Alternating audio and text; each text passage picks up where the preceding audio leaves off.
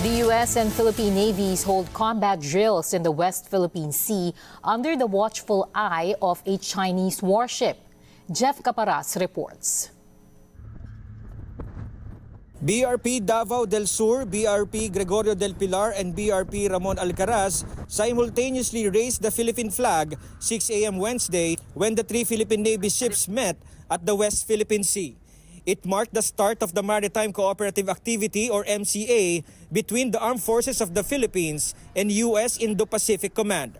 The MCA is approved by the Mutual Defense Board Security Engagement Board, an umbrella term for routine goodwill activity for participating forces. We've conducted series of activities. Number one, the comms check, communication check, wherein we primarily want to ensure connectivity and command and control of participating forces both from the Philippines and as well as from the U.S. Participating forces conducted formation and execution maneuvers for combat operations. The RP-US joint exercise wants to ensure seamless integration of capabilities, at the same time testing our techniques, tactics, and procedures on how to go about and address evolving threats and challenges in the maritime domain, and also as well other threats, both traditional and non-traditional threats. A Chinese warship was spotted while the drills were underway. BRP Alcaraz initiated a radio challenge on the Chinese military vessel. China Warship 174, this is Philippine Navy. Warship 160, in accordance with international and Philippine national laws, you are within Philippine Exclusive Economic Zone. You are not responding. Your refusal to respond will be reported to concerned authorities. Over.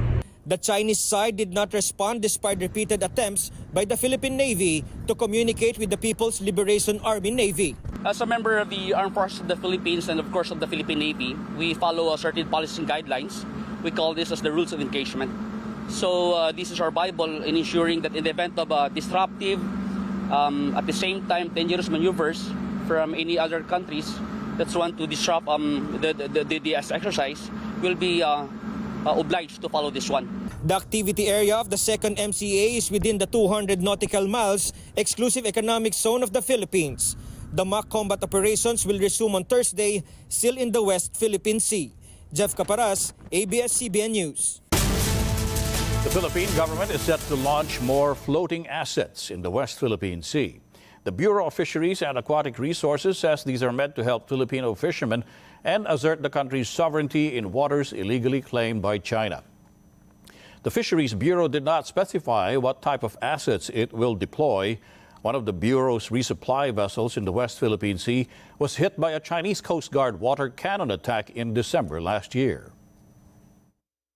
Doon po kami sumisentro sa paggawa ng mga programa para po sa West Philippine Sea. Masiguro natin na mayroong livelihood opportunities, may tamang suporta ang ating mga mangingisda dyan dahil alam naman po natin, kinikilala natin sa ngayon na mayroon tayong hamon na hinaharap sa West Philippine Sea